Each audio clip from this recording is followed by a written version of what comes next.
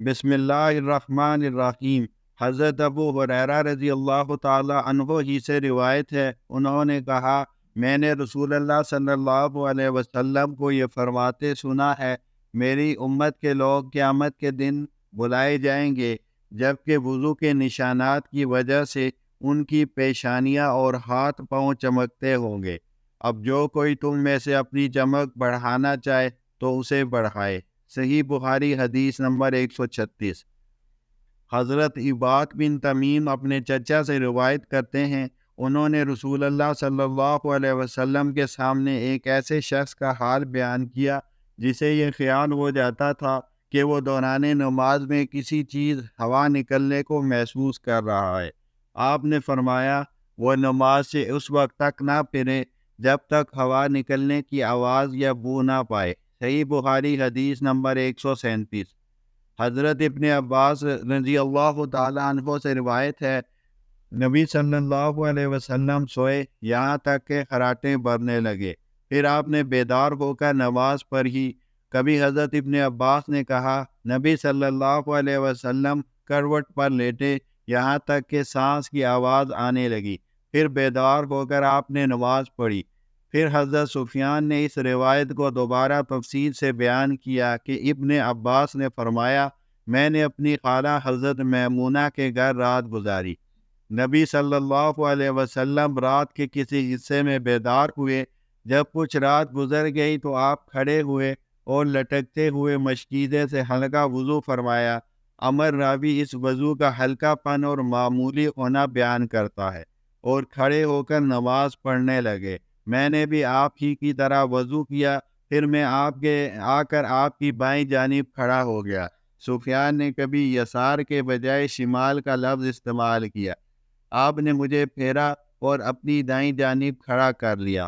پھر آپ نے جس قدر اللہ کی توفیق میسر آئی تہجد کی نماز ادا فرمائی، پھر کروٹ کے بل لیٹ کر سو گئے حتیٰ کہ خراٹے بھرنے لگے۔ پھر مؤذن آیا اور اس نے آپ کو نماز کی اطلاع دی۔ آپ اس کے ساتھ نماز کے لیے تشریف لے گئے۔ آپ نے نماز پڑھی اور وضو نہیں فرمایا۔ سفیان کہتے ہیں، ہم نے اپنے استاد عمر سے کہا، کچھ لوگوں کا خیال ہے کہ نیند کا اثر رسول اللہ صلی اللہ علیہ وسلم کے دل پر نہیں بلکہ صرف آنکھ پر ہوتا تھا۔ عمر نے جواب دیا، میں نے عبید بن عمیر کو یہ کہتے سنا ہے کہ حضرات انبیاء کے خواب وہی ہوتے ہیں۔ پھر درج ذیل آیت کو بطور دلیل تلاوت فرمایا، میں خواب میں دیکھ رہا ہوں کہ میں تمہیں ذبح کر رہا ہوں۔ صحیح بخاری حدیث نمبر 138۔ حضرت اسامہ بن زید رضی اللہ تعالی عنہ سے روایت ہے، انہوں نے کہا، ایک دفعہ رسول اللہ صلی اللہ علیہ وسلم عرفات سے لوٹے۔ جب گھاٹی میں پہنچے تو آپ اترے، پیشاب کیا، پھر وضو فرمایا، لیکن وضو پورا نہ کیا۔ میں نے عرض کیا، اے اللہ کے رسول، نماز کا وقت قریب ہے۔ آپ نے فرمایا، نماز آگے چل کر پڑھیں گے۔ پھر آپ سوار ہوئے، جب مزدلفہ آئے تو اترے اور پورا وضو کیا۔ پھر نماز کی تکبیر کہی گئی اور آپ نے مغرب کی نماز ادا کی۔ اس کے بعد ہر شخص نے اپنا اونٹ اپنے مقام پر بٹھایا۔ پھر عشاء کی تکبیر ہوئی اور آپ نے نماز پڑھی، اور دونوں کے درمیان نفل وغیرہ نہیں پڑے۔ صحیح بخاری حدیث نمبر 139۔